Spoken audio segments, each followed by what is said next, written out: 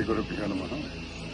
ಪ್ರತಿದಿನ ನಾವು ಬೆಳಗ್ಗೆ ಮಾಡೋ ಕೆಲಸ ಏನು, ಎಲ್ಲರೂ ಕೂಡ ಸ್ನಾನ ಆಗೋದಕ್ಕಿಂತ ಮುಂಚೆ ಅಥವಾ ನಮ್ಮ ಮುಂದಿನ ಕಾರ್ಯಗಳು ಆರಂಭ ಆಗೋದಕ್ಕಿಂತ ಮುಂಚೆ ಮನೆಯ ಸ್ವಚ್ಛತೆ ಕಡೆಗೆ ಗಮನ ಕೊಡ್ತೇವೆ.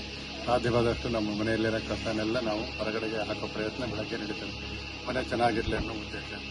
ಹಾಗಾದರೆ ನಮ್ಮ ಶರೀರದ ಸ್ವಚ್ಛತೆಗೆ ಗಮನ ಕೊಡಬೇಕಲ್ಲ, ಅದಕ್ಕೂ ಮಾಡೋದಾದರೆ ಏನು, ನಾವು ಬೆಳಗ್ಗೆ ನಾನಾದಿ ಕಾರ್ಯಗಳನ್ನು ಮಾಡ್ತೇವೆ. ನಮ್ಮ ಶರೀರವನ್ನು ಸ್ವಚ್ಛವಾಗಿರಿಸಿಕೊಂಡು ವಸ್ತ್ರಾಲಂಕಾರ ಅಥವಾ ಉತ್ತಮ ವಸ್ತ್ರಗಳನ್ನು ಧರಿಸಿ ಮುಂದಿನ ಕಾರ್ಯಗಳಿಗೆ ತೊಡಗಿಸ್ಕೊಳ್ತೇವೆ. ಇನ್ನೂ ಒಂದು ಸ್ವಚ್ಛತೆ ಇದೆ, ಅದು ಯಾವುದು? ಆ ಸ್ವಚ್ಛತೆ ಯಾವುದು?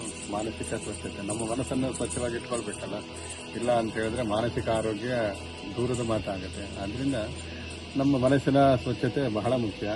ಯಾಕೆ ಅನಗತ್ಯವಾಗಿರುವ ಅನೇಕ ಯೋಚನೆಗಳು ನಮ್ಮ ಮನಸ್ಸಿನಲ್ಲಿ ಕ್ಷಣ ಕ್ಷಣಕ್ಕೂ ಬರೋದಕ್ಕೆ ಸಾಧ್ಯತೆ ಇದೆ. ಕೆಟ್ಟ ಯೋಚನೆಗಳಂತ ಅಷ್ಟೇ ಇಲ್ಲ, ಒಬ್ಬ ಒಳ್ಳೆ ವ್ಯಕ್ತಿ ತುಂಬ ಚೆನ್ನಾಗಿದೆ, ನಾನು ಯಾವುದೇ ಕೆಟ್ಟ ಯೋಚನೆಗಳನ್ನು ಮಾಡೋದಿಲ್ಲ ಅಂತ ಆದರೂ ಕೂಡ ಅವನಿಗೆ ಬೇಡದರ ಯೋಚನೆಗಳು ಬರ್ತಾನೆ ಇರ್ತದೆ.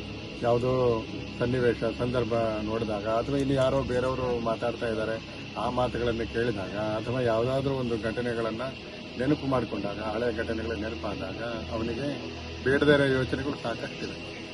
ಹಾಗಾದರೆ ದಿನನಿತ್ಯ ಅಥವಾ ವಾರ ಅಥವಾ ಅನೇಕ ಕಾಲದ ನಂತರ ಏನಾಗುತ್ತೆ, ಆ ಯೋಚನೆಗಳ ಸಂಗ್ರಹ ಅಧಿಕವಾಗ್ತಾ ಹೋಗುತ್ತೆ.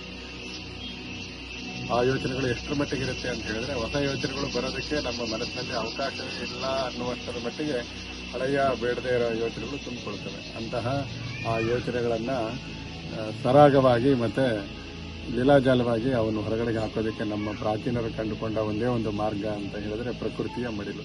ನೋಡಿ, ನಾವು ನೋಡ್ತಾ ಇದ್ದೀವಿ, ಈ ಪ್ರಕೃತಿಯ ಮಡಿಲನ್ನು ನೋಡ್ತಾ ಇದ್ದೀವಿ. ಆ ಬೆಟ್ಟದ ಸಾಲುಗಳು, ದಟ್ಟವಾಗಿರುವ ಅರಣ್ಯ ಪ್ರದೇಶ, ಇಂತಹ ಈ ಪ್ರದೇಶಗಳಿಗೆ ಬಂದು ನಮ್ಮ ಮನಸ್ಸಿನಲ್ಲಿರೋ ಆ ಬೇಡದರ ಯೋಚನೆಗಳನ್ನು ಒಂದೊಂದೇ ಹೊರಗೆ ಹಾಕ್ತಾ ಹೋಗಬೇಕು. ಅದು ಒಂದು ಪ್ರಕ್ರಿಯೆ.